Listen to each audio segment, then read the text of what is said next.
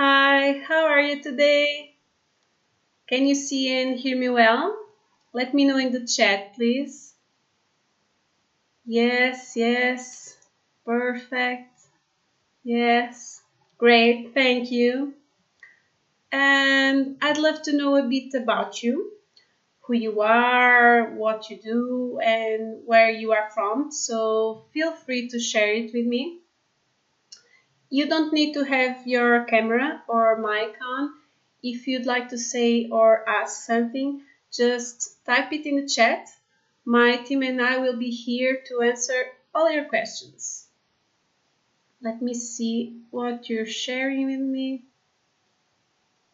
You're from Ireland, Peru, United States, South Africa, Switzerland, Romania, UK, Argentina, Ukraine, Brazil, Croatia, Malaysia, Netherlands, Italy, Canada. It's amazing to see people from all over the world here.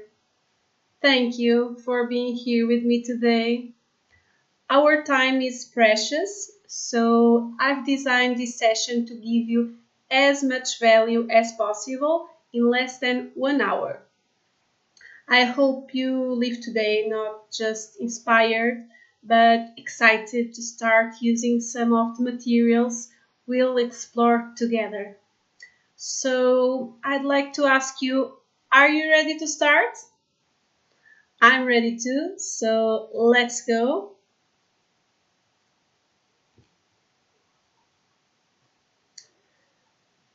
For those of you who don't know me yet, my name is Diana Vencatel, or Diana. I'm from Portugal.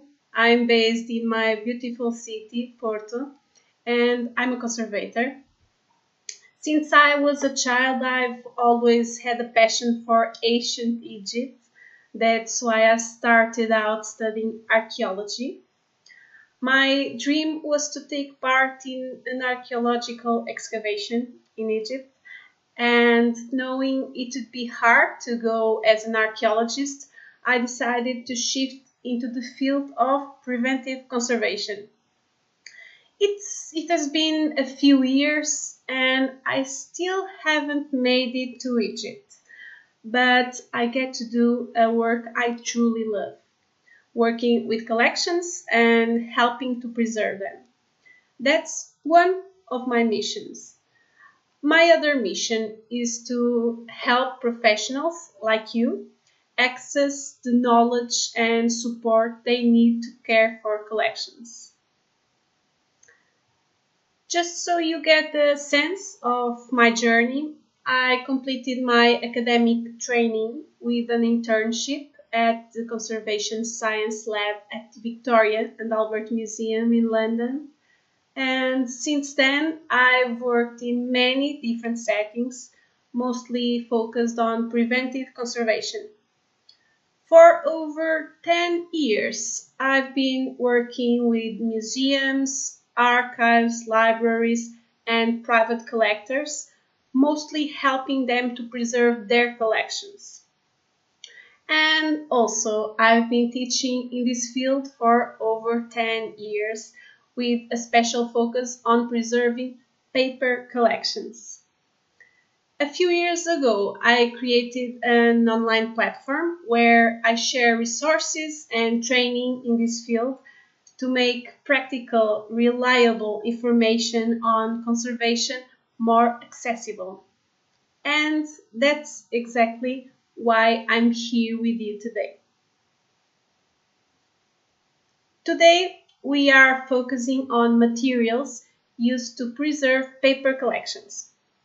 I'll show you some of the materials I consider essential for handling and transporting books and documents, for monitoring and controlling environmental conditions, for cleaning collections, for housing and storage paper-based items, and for minor repairs on paper. The goal is to give you an overview of what's available, and I hope this will help you make better choices when selecting materials for conservation tasks. I've got less than 1 hour, and I'll do my best to give you as much value as I can. But of course, I can't teach you everything in 1 hour. That's why I will share what your next step can be if you want to dive deeper into the field of paper collections conservation.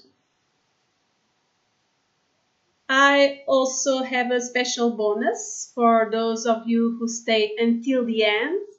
You'll get access to a checklist of essential materials for providing basic care to paper collections, even if you don't have a conservation department.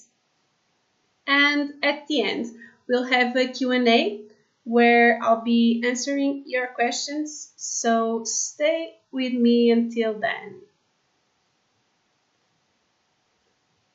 I designed this webinar for everyone who works or wants to work with paper collections, and I'd love to know which team you are on. So just type the letter of your team or teams in the chat. Team A, if you work with collections and feel the need for training in paper conservation. Team B, if you'd like to refresh your knowledge in this area. And Team C, if you are a student interested in paper conservation.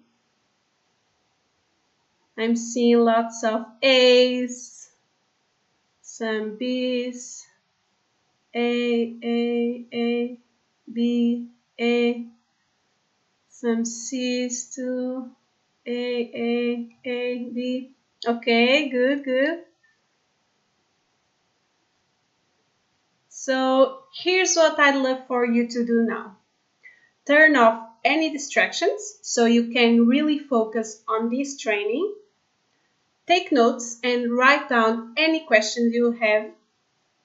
And lastly, if you think this webinar could help someone you know, send them the link you are using so they can join too. Let's start right away with a material that is really important when handling or transporting books and documents: gloves. Gloves are a simple tool, but they are essential for helping to prevent stains on the items being handled. And that's because our hands naturally carry oils and dirt, and when we touch surfaces, we can leave behind residues that may cause not just stains, but also other types of damage we might not expect. So, ideally, whenever possible, we should wear gloves when handling or moving paper-based items. For example, you can use cotton gloves, especially when consulting or transporting books or documents.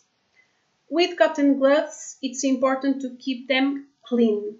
If they start to get dirty, just wash them with water and a neutral soap, a very simple wash. Then let them dry completely before using them again. Please avoid detergents with unknown ingredients and don't use fabric softeners because any residue left in the gloves might be transferred to the items you are handling. Keep it simple to keep it safe.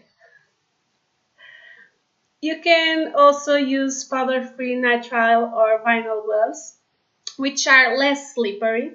These gloves are great for cleaning paper as they protect both you and the item you are cleaning. For example, when we are handling or treating items that have mold, it is very important to use this type of gloves. However, there are some exceptions. Some tasks, such as some repairs, require more sensitivity in the fingertips.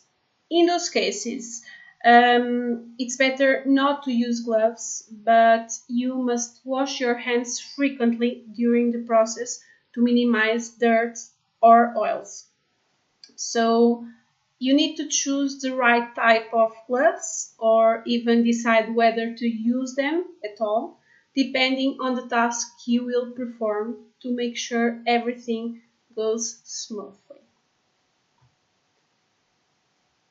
Other important equipment to use in many situations when transporting books is a book cart or a trolley.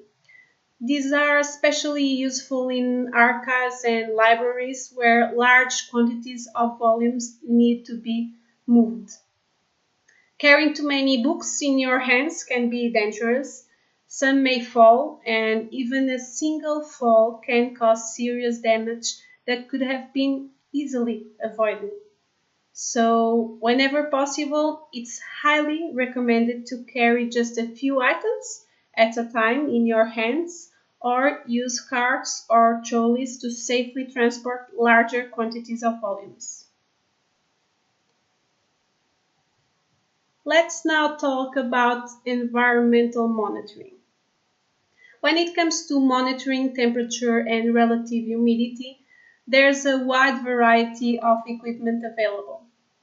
Let me focus on the ones most commonly used. You can use thermal hygrographs. They are a bit old-fashioned, but if you can't afford to buy another equipment, you can still use them.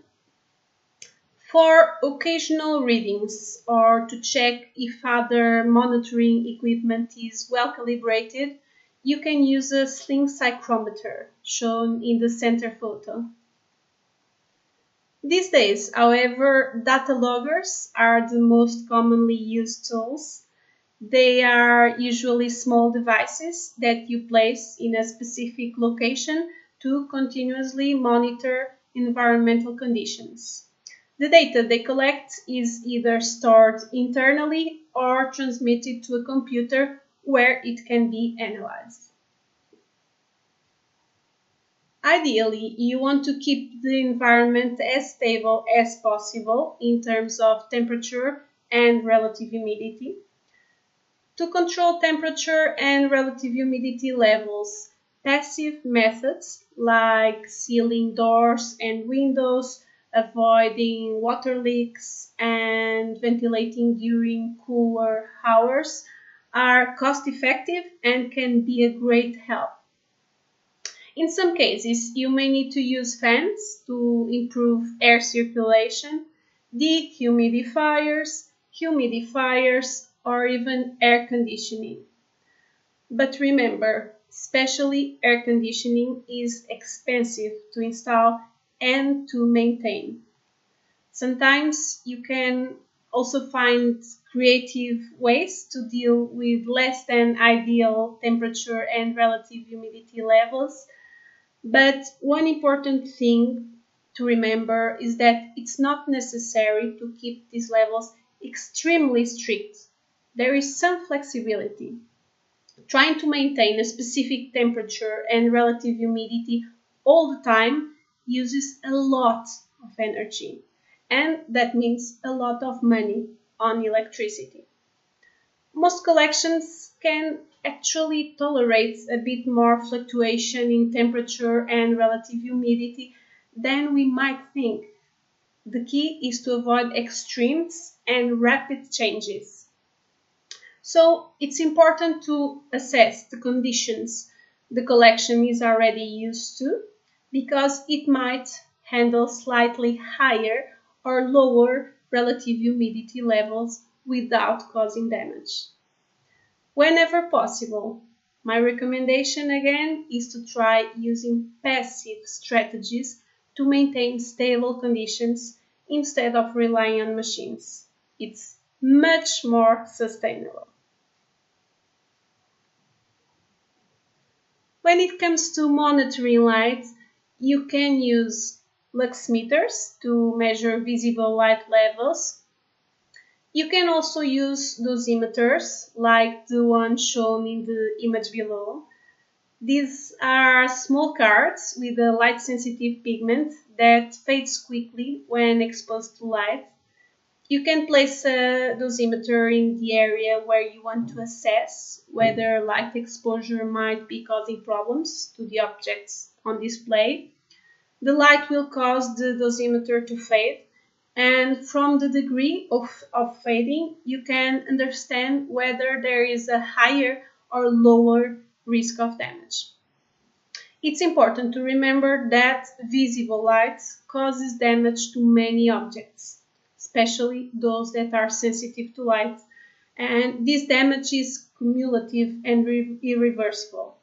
Even if the object is later kept in the dark, the damage that has already occurred cannot be reversed. So keep it in mind and protect the books and documents from light.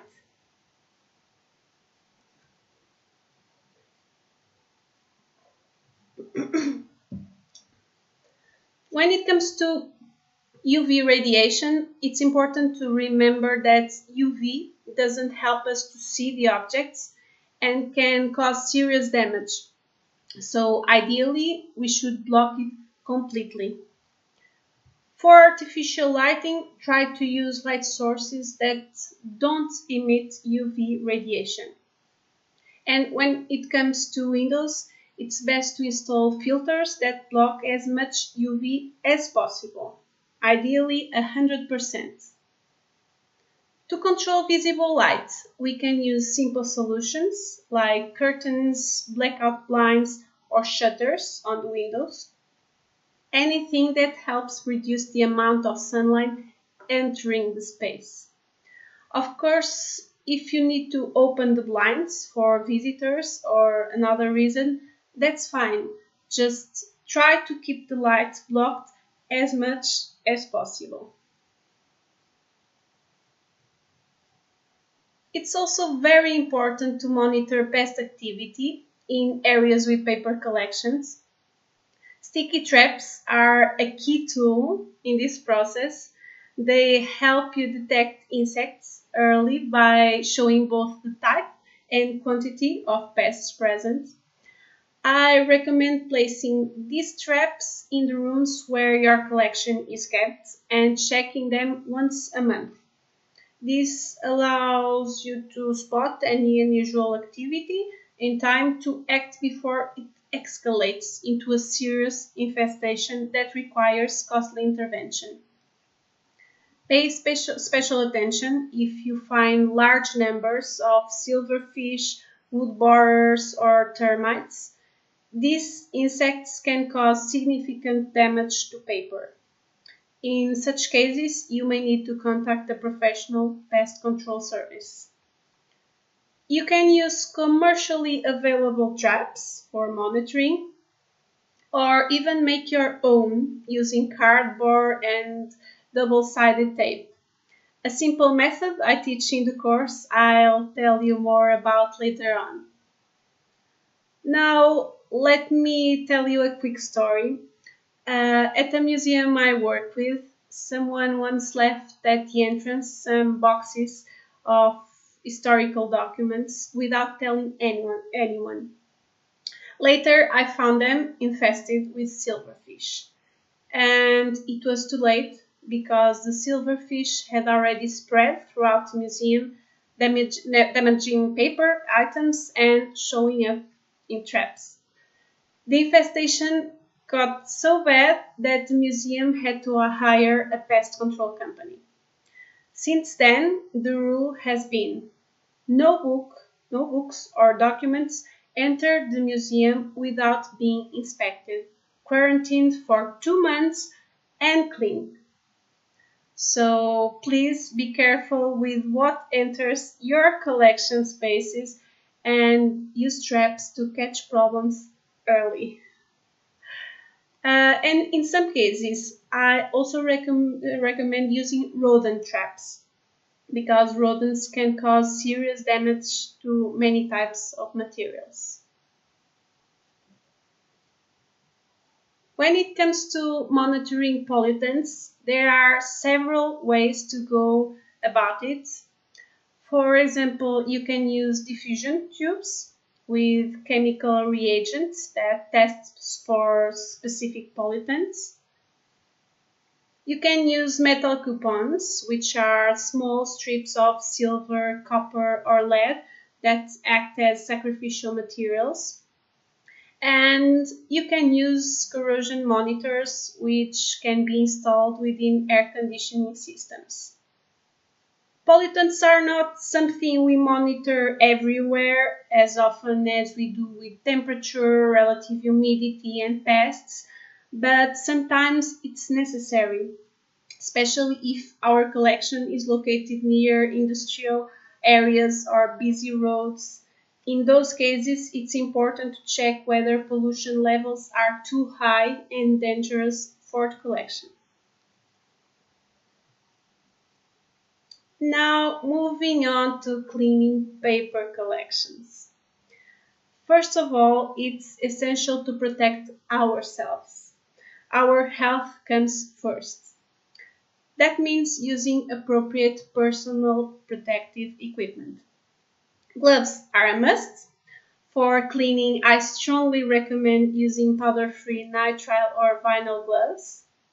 It's also important to wear a mask, for example, when cleaning moldy or very dirty items. And if needed, protective goggles and a lab coat or disposable coverall should be also used.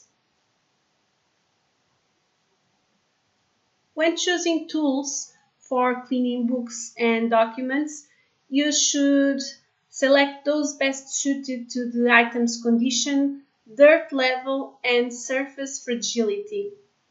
I like to use simple white cotton cloths or microfiber cloths. Please avoid color cloths as they may transfer dye, that is, they might transfer color to the material you are cleaning. Microfiber cloths are great because they pick up dust well, but when working with very fragile items, microfiber can sometimes be risky, as it may catch on areas where the paper is already deteriorating. In those cases, a simple cotton cloth is safer. These cloths should be washed like the cotton gloves with water and neutral soap only. Avoid strong detergents or fabric softeners. One of the most common tools for cleaning paper are brushes. There is a wide variety of them in different shapes, sizes, and bristle stiffness. The key is choosing the right one for the item you are working on. For example, the more embedded the dirt is, the stiffer the brush should be. But if the paper is very fragile, go for a soft bristle brush, like the one you see in the middle. In some cases, you can also use a white eraser to remove dirt or unwanted pencil marks. It's very important to choose an eraser that doesn't leave plastic residue behind. I recommend that you always test it first on a piece of scrap paper to check whether it leaves any residue. If it only releases the usual little eraser crumbs, that's fine. But if you notice any greasy or shiny marks, then that eraser isn't suitable. Look for one that is completely clean and safe for conservation use. And one of my favorite cleaning tools is the smoke sponge. It's made from vulcanized natural rubber and is amazing for cleaning dust and dry mold from surfaces. It gets darker as it picks up dirt, like you can see in the image. You can either trim off the dirt parts or just wash the sponge to reuse it. Another great tool for cleaning is the museum vacuum cleaner, like the one in the image. It's a small vacuum with adjustable suction power which lets you adapt the strength depending on the cleaning task. It should have a disposable HEPA filter to protect against mold spores, and it can be used with different accessories. You can choose, for example, brushes with different levels of stiffness, and it's a good idea to place a mesh or a fabric screen over the nozzle to prevent accidentally sucking up loose paper fragments. This way, if anything comes off the item, it gets caught in the mesh and can be recovered. It's also very important to clean the storage areas and furniture where the collections are kept. When you want to avoid increasing relative humidity levels, you should use dry cleaning methods like vacuum cleaners, dry cloths, and dry mops. On the other hand, if the space is very dry, you can clean the floor with a slightly damp mop. In that case, use mild detergents, nothing with bleach, ammonia, or other strong chemicals. People often like to use cleaning products that leave a fresh scent, but we don't always know what substances are behind that smell, and they could cause damage to nearby objects. So, if you're going to use water and detergent, keep it as neutral and unscented as possible. Now, I want to take a moment to remind you that everyone who interacts with the collection matters, including cleaning staff.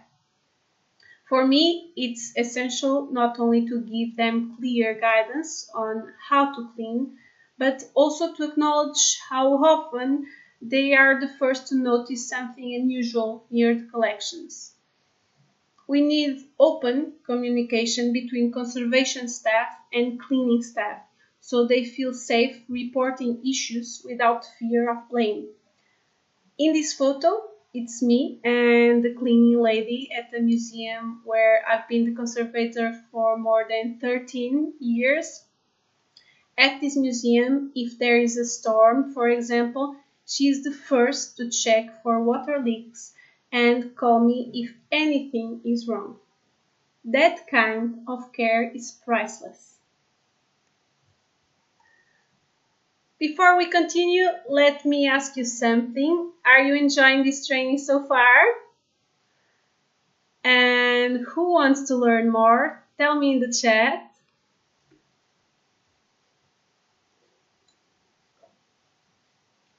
Great, great. I'm loving your energy.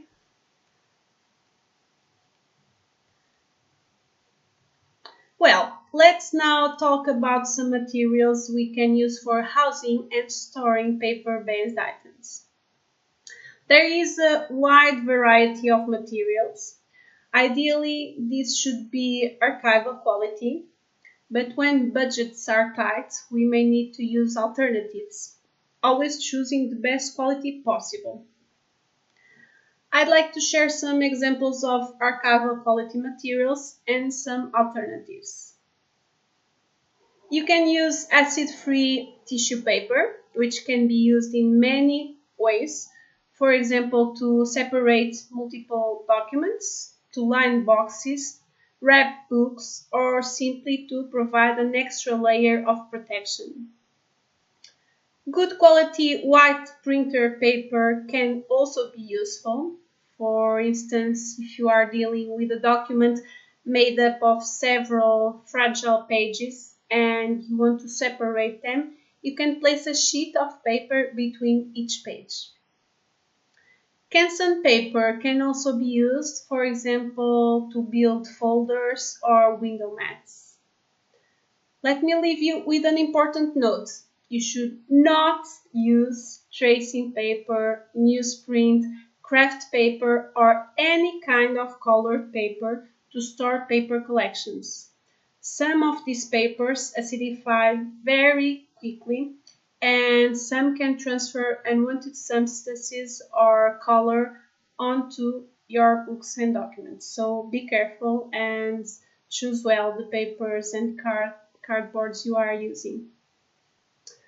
And talking about boards, exactly, there are also different types of boards you can use for making boxes, mats, or envelopes, for example.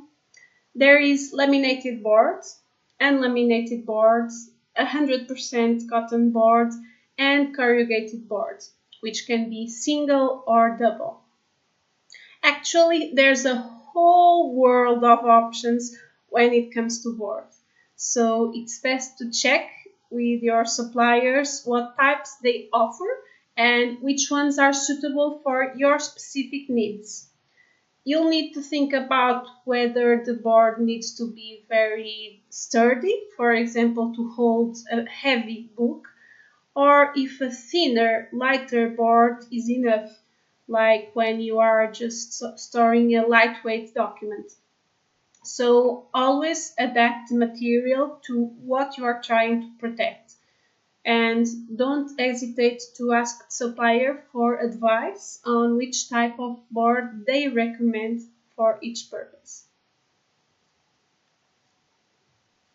When resources are very limited, it may be necessary to use alternative materials, such as non-archival boxes in good condition and that already exist in your archive, library, or museum. If you do that, it's important to line the inside with acid-free paper or white cotton fabric to create a barrier between the items and the box. Sometimes the box might not have the right characteristics anymore, especially in terms of pH, so this lining helps protect the items. It's not ideal, but it's a good solution when needed. High quality white cardstock can also be useful, for example, for making folders, envelopes, or even to cover shelves or drawers. This way, it helps create a protective barrier between the documents and the surface they are sitting on. Another extremely useful material for storing books and documents is transparent polyester film, like Melinex or Mylar. It can be used to make transparent sleeves and other types of transparent enclosures that allow you to see the item without needing to take it out, like the book on the right image. I usually save Melinex scraps, like the one you can see in the image on the left, to use for flattening creases in paper. I place a piece of Melinex over the crease and run a bold folder on top. This way, the Melinex acts as a sacrificial layer. Instead of damaging the paper with the bond folder, any marks or scratches go onto the Melinex and the document underneath is flattened safely. Another material I use often is non-woven fabric, like Remade, which is a commercial brand. This can be used to create sleeves for storing documents, and it's also useful for certain types of paper repair, especially when working with water or adhesives. Why is it so useful? Because when using water or glue, we often place blotting paper on top to absorb the moisture. But if we don't put anything in between, the document and the blotting paper could stick together. So we can use a layer of Remade in between to prevent that from happening. It's very, very useful. When storing large format documents, such as maps, plans, or drawings, if you don't have room for large flat files, a good solution can be to roll them around cardboard tubes. You can use acid-free cardboard tubes from conservation suppliers if there's a budget available for that. But when budget is an issue, you can also reuse cardboard tubes, for example, from fabric shops or from stores that sell advertising banners. These tubes are often thrown away, so you can ask to take some. If you use regular cardboard tubes, it's essential to cover them with Melinex and acid-free paper to create a barrier between the document and the cardboard. Because that type of cardboard isn't ideal for direct contact with paper materials. So this protection, at least with acid-free paper, is very important.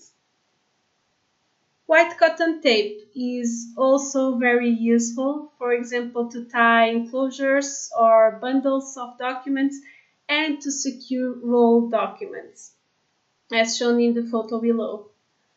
It's one of those handy things that can serve many purposes. Regarding storage materials, I'd like to highlight that whatever material you choose to use, whether they are new from a supplier or older materials you already have, you should ideally test its pH beforehand, if possible. That way you can check if they are suitable. All you need are pH indicator strips, distilled water, a small container, and the material to be tested. It's simple and inexpensive. Even materials labeled as acid-free should be tested because sometimes they've been stored for a long time in the supplier's warehouse and may no longer be acid-free. In that case, you should contact the supplier and ask for a replacement. I have a video on my Instagram page where I show how to do a pH test. We'll drop the link of the video here in the chat, so feel free to check it out and try it yourself. If you want to make your own custom enclosures, it's useful to have a cutting mat or an untreated wooden board to protect the work surface where you're cutting materials. A metal ruler is also essential, especially for cutting tasks. It doesn't get damaged and won't leave bits behind like plastic ones often do. If you also need cutting tools, such as a good pair of scissors and a scalpel, there are also specific cutters for making window mats, so you should choose your tools depending on your needs. I'm mentioning these materials because making your own enclosures, like folders, boxes, or sleeves, is often much cheaper than buying them pre-made. Plus, you can make exactly what you need with the right dimensions and in the right quantity. Now let's talk about materials used both for making custom enclosures and for minor repairs. For example, a bond folder, as I mentioned earlier, is useful for flattening paper folds or for making creases when building boxes or folders. Brushes for applying water or adhesives, and weights, which are very helpful when flattening paper folds or using adhesives because they help press down the area you are working on. You can use smooth stones, sandbags, or even heavy books. They are very useful.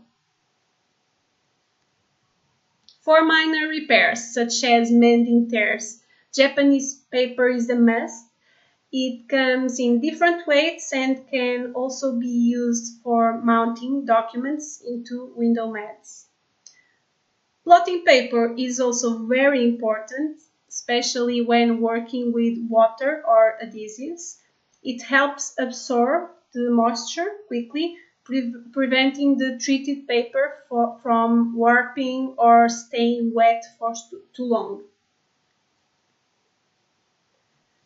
As for adhesives, the ones I use most are water-based adhesives, methyl cellulose and starch-based, that are great for repairing tears, reattaching loose pages or covers.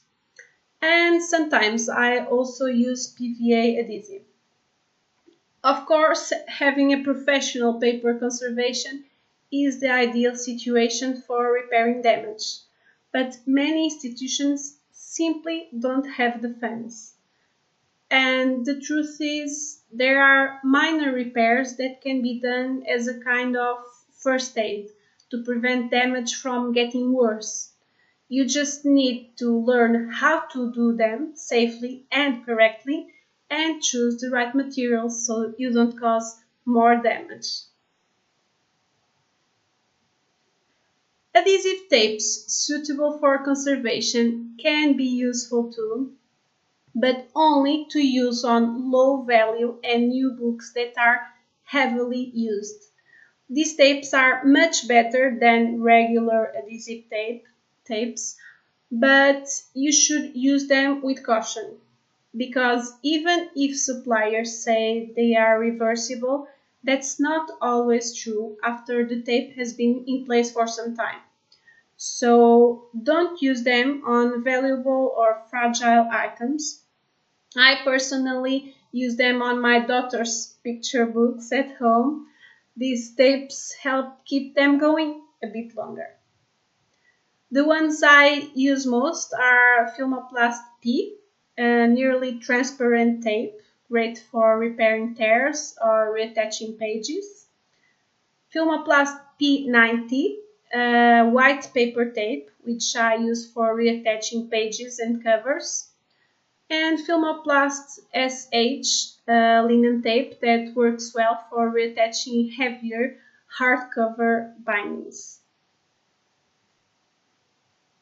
So, where can you find all these materials? Well, some are only available through specialized conservation suppliers, and it's worth comparing prices from different suppliers and buying in bundles when you can to save on shipping. Some tools can be found in lab equipment stores, especially things like pH testers, gloves, and lab coats. You can find some monitoring equipment in electronic suppliers. Art supply stores often sell some cutting tools, paper, brushes, etc. And some materials like weights and containers can even be found at supermarkets or hardware stores. For more niche items, you may need to look at very specific suppliers. Feel free to reach out and ask me for help if you need. If I can, I'll be happy to point you in the right direction. Just to give you an idea, in less than 1 hour, you've already learned which tools and materials to use to handle paper collections, monitor and control the environment, clean paper-based works, choose proper storage materials, and involve and empower all staff working with or near collections. But what you've learned here today isn't enough on its own to properly care for paper collections. That's why I want to share a program I created specially for anyone who wants to dive deeper into the field of paper collections conservation. In this course, you will learn how to use materials properly to prevent damage and loss, choose appropriate storage furniture, create custom enclosures step by step, make minor paper repairs through video tutorials, explore safe ways to display paper items, preserve large format documents, remove mold from paper, and care for paper photographs. Now I want you to imagine where you could be in less than 6 months. Because when you join this course, you'll be able to make confident decisions. You'll know what to do and what to avoid when caring for collections, even with limited resources. And I'll be here whenever you need help. You can message me with your questions anytime.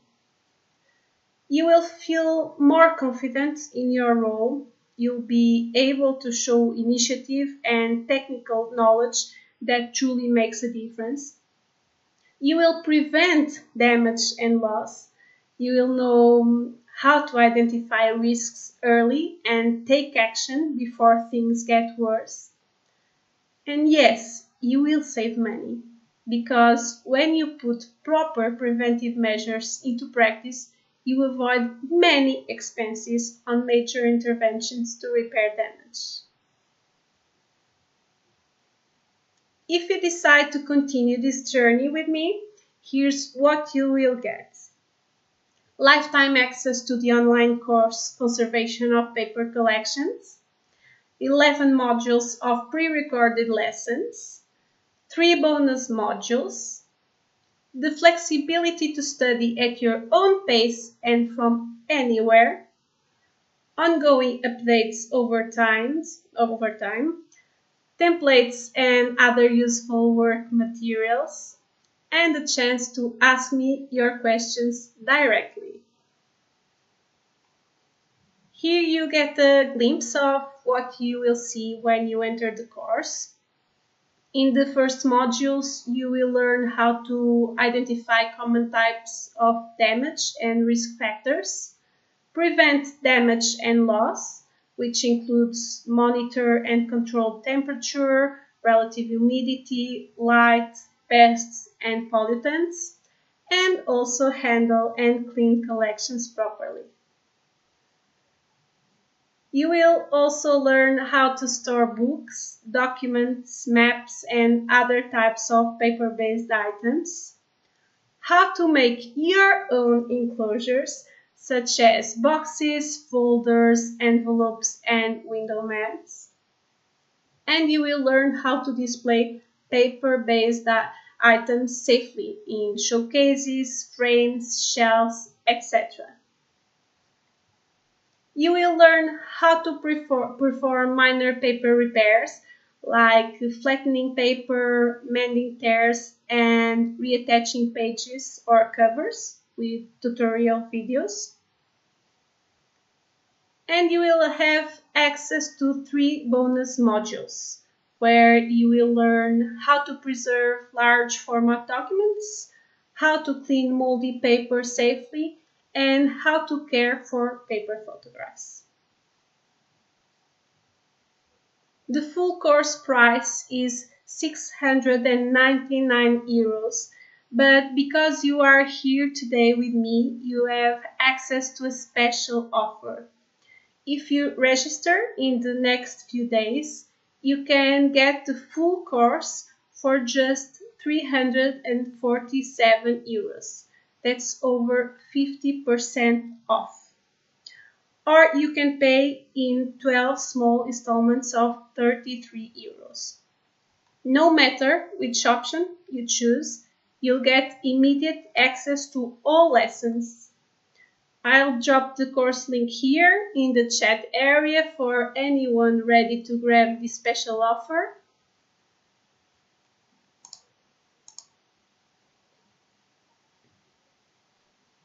If you are in the middle of the checkout and lose audio, don't worry. You can come back here once you're done and continue watching. If you have any trouble, just click the webinar link in your email to rejoin. Just so you know, the total value of this course is over 1,700 euros, but you can get it today for only 347 euros. So if you can, don't miss this opportunity to invest in your training and in your future. This is the page you will see when you click the course link. Here you just choose the payment option that works best for you. On the checkout page, all you need to do is enter your email address, name and country, and choose your preferred payment method. That's it. Super simple. And as promised, I will now drop in the chat the link for my checklist of essential materials for preserving paper collections. So feel free to download it.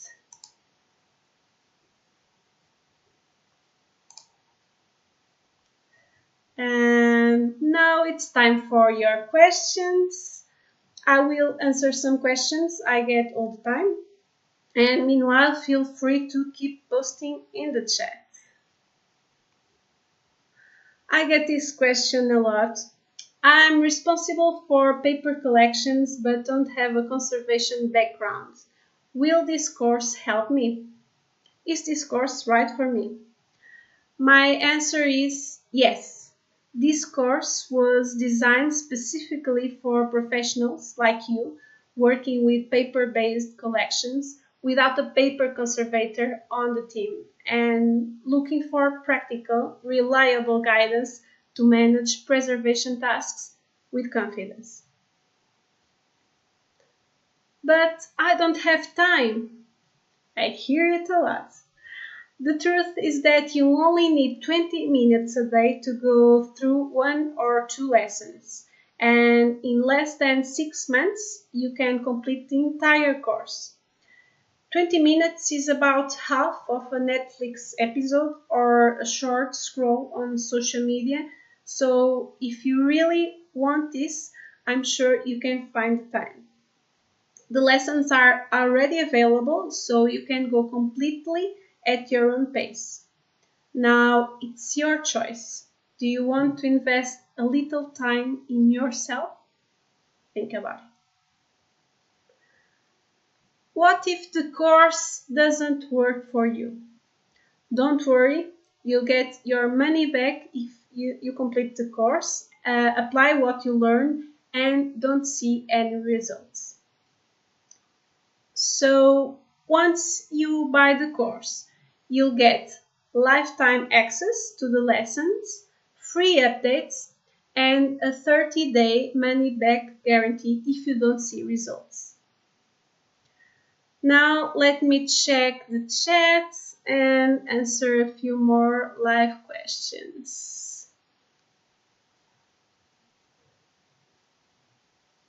What's the best way to safely transport maps? Well, it depends a lot on the characteristics of the maps, especially their size. Some may need to be transported in flats, in boxes, while others can be rolled. Another key point is to avoid sudden changes in temperature and relative humidity during the whole transportation process. Okay, I hope this helps. Okay, next question. I'm an archaeologist and will soon be working with historical materials, including paper. Is this course right for me? Yes, I believe it is. My own background is in archaeology, so I understand exactly where you are coming from. This course will help you learn essential preservation practices to avoid accidental damage and handle paper materials with the care they need, especially considering their scientific and historical value. So, my advice is go for it. Okay, let's see. How should I store paper documents properly? Whenever needed, I recommend that you use enclosures made of suitable materials, like the ones we talked about today. In the course, I teach how to make different types of enclosures for different kinds of documents, so those lessons can be very useful for you. Don't forget that it's also important to choose the right storage furniture, ideally metal shelves or cabinets. Okay, next question. I work in an art gallery and I loved your webinar. Very practical and easy to follow. Are the course lessons similar in style and format? Thank you so much. I'm really glad the webinar resonated with you. And yes, the course follows the same clear and practical style. I created all the content myself, so you will find the same approach. Short, focused lessons combining text and images, plus pre-recorded videos for the hands-on modules. Everything is accessible anytime, so you can go at your own pace. Okay, next question. What kinds of paper are best for storing photographs? Neutral pH papers and boards are a good choice. And for some specific cases, slightly acidic or buffered materials may be more appropriate. In the module about photograph preservation in the course, I explain exactly what I recommend for each time of photographic process. It can be very useful for you. Let me see one more. Are there any materials or products that can remove or prevent that musty smell in old books? Well, first, it's crucial to keep the relative humidity below 60% in the space where the books are stored and ventilate the space regularly. Then I recommend cleaning the books, ideally page by page, using personal protective equipment and a vacuum with HEPA filter and soft brushes. I teach how to do it step by step in the course if you need. And we'll go now to one last question. If I join the course, will I be able to ask questions even after I've completed it? Good question. Yes, once you join, you will always be welcome to send me your questions, even after finishing the course. I want you to feel supported long term, not just while you are going through the lessons. So just send me a message anytime. And we've reached the end of our webinar. I know many of you have already joined the course while we've been chatting. I'm so happy to have you on this journey with me. If you are in the middle of checkout and run into any issues, just send an email to the email address you see here. Thank you so much for being here today. I loved spending this time with you. I hope you have enjoyed it too. And I can't wait to see how you will put what you've learned into practice with your collections. All the best and see you soon.